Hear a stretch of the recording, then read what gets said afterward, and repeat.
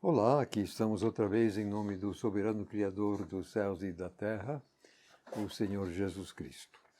Agora chegamos à viagem de Paulo a Roma, capítulo 27 de Atos. Estamos dando prosseguimento à minha exposição de Atos. Eu vou ler versos 1 a 8 para começar. Então, quando foi decidido que navegaríamos para a Itália, entregaram Paulo e alguns outros prisioneiros a um centurião chamado Júlio, da coorte imperial. Com isso, embarcamos num navio de Adramítio, que estava de partida para lugares da costa da Ásia, e zarpamos. Aristarco, macedônio de Tessalônica, estava conosco. No dia seguinte, aportamos em Sidon. E Júlio, tratando Paulo bondosamente, permitiu que ele fosse aos amigos receber apoio. Partindo dali, navegamos junto de Chipre, porque os ventos eram contrários. E tendo atravessado o mar aberto ao longo da Cilícia e da Panfilha, aportamos em Mirra, na Lícia. Ali o centurião encontrou um navio alexandrino que navegava para a Itália e nos embarcou nele. Navegando vagarosamente e durante muitos dias, mal chegamos defronte de Cnido. O vento não nos permitiu seguir em frente, de sorte que navegamos para a proteção de Creta, defronte de Salmona. E costeando a ilha, com dificuldade, chegamos a um lugar chamado Bons Portos, perto da cidade de Lazeia. Não tem muito o que comentar aqui, é tudo tranquilo. Só que no primeiro verso, você ouviu que eu disse navegaríamos, plural. Então, Lucas aqui declara a sua presença. Pessoalmente, imagino que ele estava lá o tempo todo com Paulo, mas aqui fica declarado. Ele declara a sua presença, ou ele utiliza a primeira pessoa plural. Agora, então, se você já viu um mapa assim daquela região e o mar Mediterrâneo, é que eles vinham assim seguindo praticamente em direção a oeste, ao pôr do sol, mas simplesmente o vento era contra, não dava. Se o vento é exatamente contra, você, navio a vela, não vai. Se fica de banda, você ainda faz um zigue-zague. Aí então eles entregaram os pontos e deram uma guinada indo para o sul, na direção a Creta. Então eles vinham assim, aí fizeram assim. Então, chegaram exatamente à ilha da Creta e é lá que vamos agora prosseguir. Versos 9 a 12. Ora, tínhamos perdido muito tempo e a navegação já era perigosa, porque o jejum já tinha passado. Esse jejum com J maiúsculo. Paulo os advertiu repetidas vezes, dizendo: homens, percebo que a viagem está para acarretar dano e muita perda, não só da carga e do navio, mas até das nossas vidas. Mas o centurião foi persuadido pelo piloto e o dono do navio, em vez de pelas palavras faladas por Paulo. E como o porto era impróprio para invernar, a maioria optou por partir dali para ver se podiam chegar a Fenice para invernar, por ser um porto da Creta que olhava para o sudoeste e noroeste. O que transparece aqui é que o centurião tinha a palavra decisiva. Ele, afinal, representava de forma oficial o Império Romano e, portanto, então diz aqui que o centurião foi persuadido pelo piloto, depois o próprio dono do navio e tal. Quando aqui fala de Fenice, um porto que olhava para o sudoeste e noroeste, o que dá a entender que o lugar era completamente aberto para o ocidente. Acontece que você pode olhar hoje um mapa da Creta e na costa do sul da Creta, está lá um lugar exatamente que corresponde, só que o nome Fenícia já sumiu, não mais existe esse nome, mas você pode achar um lugar, uma baía exatamente nesses termos.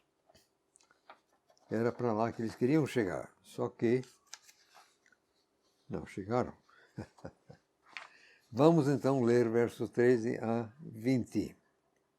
Então, soprando suavemente o vento sul, pensando terem já alcançado o propósito, eles levantaram âncoras e foram costeando Creta de perto. Mas não muito depois, abateu-se da ilha um vento ciclônico chamado Euráclido. Então, o navio tendo sido dominado e não podendo enfrentar o vento, desistimos e fomos à deriva. Correndo perto de uma pequena ilha chamada Clauda, mal conseguimos segurar o escaler. Depois de levantá-lo, eles usaram cabos para cingir o navio. E, com medo de se encalhar na Sirte, lançaram a âncora a arrastão e assim foram levados. Estávamos sendo tão violentamente castigados pela tempestade que no dia seguinte começaram a jogar fora a carga. E no terceiro dia jogamos fora o equipamento do navio com as próprias mãos. Então, não aparecendo nem o sol nem estrelas por muitos dias, sendo castigados por grande tempestade, finalmente perdemos toda a esperança de sermos salvos. Uns e outros já comentaram que, obviamente, esse Lucas que escreveu o livro, ele entendia mesmo de linguagem de navegação, que o tipo de linguagem que ele utiliza aqui, tudo muito, muito correto. Uma descrição exatamente em termos, digamos, profissionais do ramo. Vamos ver se a gente consegue entender o que aconteceu. Eles estavam ficando assim, bem perto da costa, o mais perto que podiam, mas não esperavam o que aconteceu. Quer dizer, aí estavam fora de qualquer tempestade que poderia acontecer, mas que veio, de fato, um vento ciclônico de dentro da terra contra eles. Pegando então o barco de lado, de banda, e estavam tão próximos até que não tinha espaço para manobrar. E você não pode deixar um barco de banda para um vento forte, vai meramente tombar o barco. Então você tem ou virar a popa ou a proa, mas ficar assim, deixar batendo de lado, não. Você vai virar a funda. Então, fatalmente, eles tinham que viraram então a popa para o vento e o vento então foi levando. Fala aqui de cingir o navio. Uma coisa curiosa, aparentemente, quer dizer, você sabe que os navios, os cascos eram de madeira, feita com tábuas, não era casco de ferro como tem hoje. Então, havia, quer dizer, as tábuas presas a vigas ou tal, mas também havia calafeto. Enfim, aparentemente estavam com medo da coisa literalmente cair aos pedaços. Então, devem ter usado cabos de algum tamanho, passaram por baixo para segurar para o barco, o navio literalmente não cair aos pedaços. Foi isso que então fizeram, eles cingiram o navio. Esse naturalmente levou algum tempo, e o vento forte empurrando para quer dizer, o mar Mediterrâneo não é tão largo assim naquela região. Eles estavam com medo de cair na Sirte. Esse tal de Sirte ou estatal no caso, parece que dizia respeito a duas baías rasas na costa da África, quer dizer, do outro lado. Mas que essas baías rasas tinham bancos de areia movadiços. E esses bancos gostavam de pegar navios.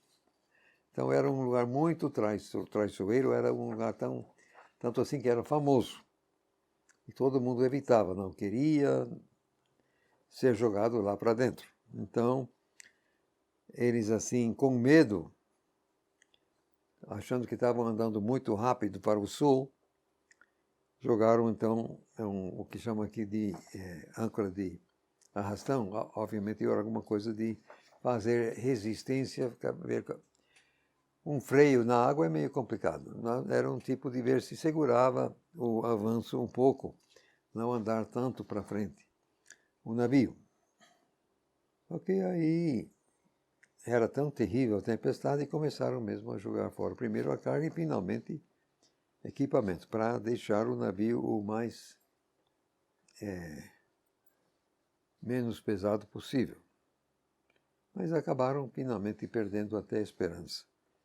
Porque se não viram nem sol nem estrela, é porque era 24 horas por dia. A tempestade estava nublado, fechado 24 horas por dia, dias seguidos. Mais tarde, Paulo vai falar em 14 dias, se a memória me serve. Vamos prosseguindo, então, ver aqui, versos 21 a 26. Então, após uma prolongada abstinência de comer,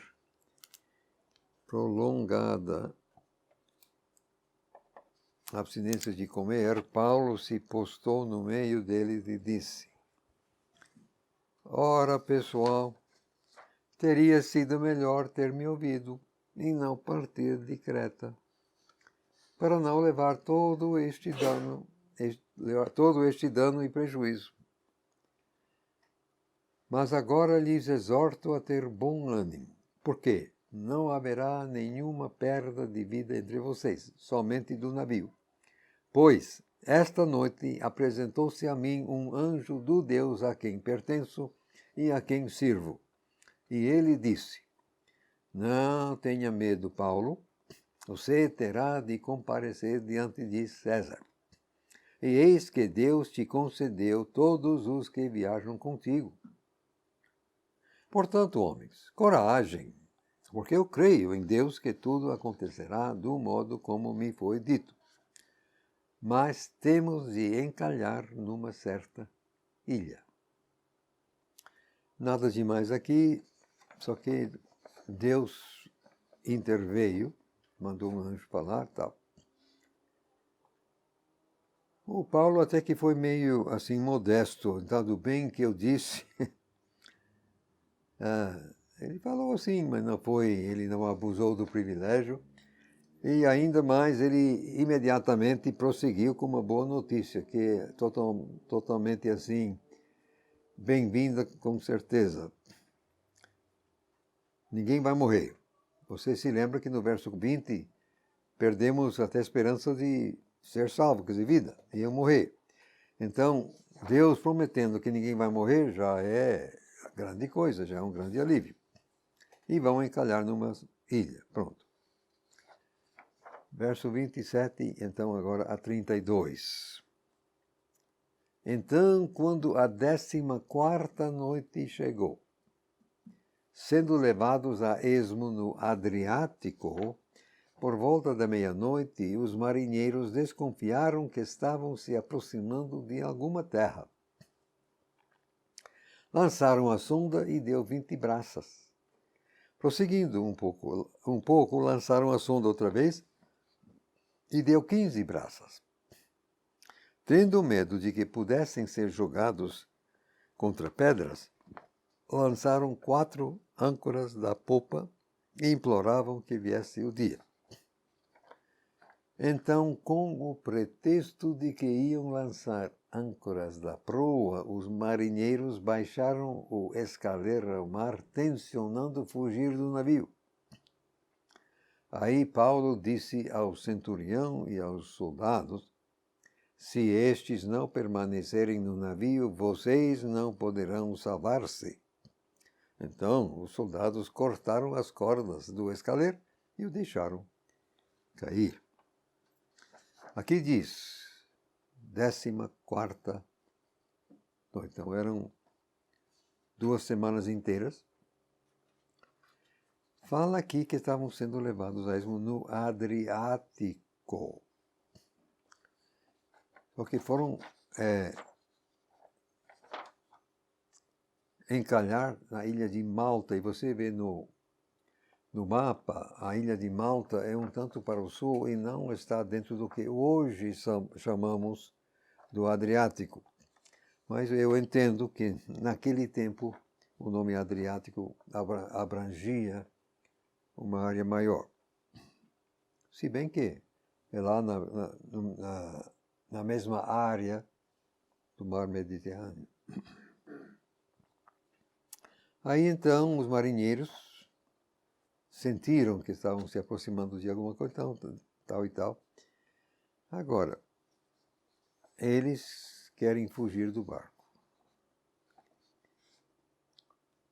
Aí Paulo, no entanto, foi avisado por Deus e ele falou ao centurião, ó, vocês vão morrer se você deixar... Aí pronto. Aí os soldados cortaram as cordas. Agora, cá para mim, eu não estava lá, mas o escaleiro era um pequeno bote. E aquele escaleiro teria sido muito útil para depois ajudar o pessoal a chegar em terra. Quer dizer, não vejo por que cortaram as cordas. Poderiam ter puxado de volta, enfim, etc., segurado o escaleiro para poder usar. Não, o fato cruel é que cortaram a corda, aí o escaleiro caiu no chão, na água, foi-se embora. Perderam o escaleiro, que poderia ter sido útil depois. Então vamos ver agora versos 33 a 38. Enquanto o dia ainda estava para chegar, Paulo começou a exortar a todos que recebessem alimento, dizendo: hoje faz 14 dias que vocês estão em compasso de espera sem nada comer. Portanto, exorto-vos a receber alimento, pois isto é para a vossa sobrevivência. Inclusive, nenhum cabelo cairá da cabeça de qualquer de vocês. Aí, após dizer essas coisas, ele pegou um pão, deu graças a Deus diante de todos e, quebrando-o, começou a comer. Então, todos se animaram e tomaram o alimento também. Abre parênteses, éramos um total de 276 almas no navio, fecha parênteses. Então, satisfeitos de comer, eles começaram a aliviar o navio, jogando o trigo mar adentro. Então, você vê aqui a liderança de Paulo outra vez, aqui de 14 dias. Então, ele diz, está na hora de comer, gente. Nós estamos fracos, precisamos da força, porque tal e tal. Então, ele dá o exemplo, ele agradece a Deus, abençoa o pão e começa a comer. Aí o pessoal se animou. Agora, gente, 276 almas. É muita gente, não? Não é muita gente. E então, comida, rapaz, precisava de muita comida para tanta gente. Mas assim, com tanta certeza, ou por, sei lá, que iam sair do navio, jogaram até fora o trigo. Depois o navio ficou totalmente quebrado e teria se perdido de qualquer forma. Eu vou ler agora verso 39 a 44, e com isso terminamos o capítulo 27. Querendo raiar o dia, não reconheceram a terra, mas viram uma enseada com uma praia e decidiram encalhar o navio nela, se possível. E desprendendo as âncoras, deixaram-nas no mar. Ao mesmo tempo, soltaram as cordas que prenderam os lemes e, alçando a vela de proa ao vento, rumaram para a praia. Mas caíram num lugar batido por 2 correntes e encalharam o navio. A proa ficou presa e permaneceu imóvel, mas a popa ia sendo quebrada pela força das ondas. Ocorreu aos soldados o plano de matar os prisioneiros para que ninguém fugisse a nado. Mas o centurião, querendo salvar Paulo, impediu o plano deles e ordenou que os que sabiam nadar se lançassem primeiro ao mar para chegar à terra, e os demais, uns sobre tábuas e outros sobre coisas do navio. E foi assim que todos chegaram a salvo na terra. Então aqui não tem o que comentar. Só a ideia do soldado ir matar os prisioneiros, mas o centurião não permitiu, queria salvar Paulo, e com muita razão, aliás. E esse Paulo vai fazer a diferença mais tarde. Foi ainda bem que o centurião segurou. Aliás, Deus tinha dito, né? Paulo tinha de chegar até César.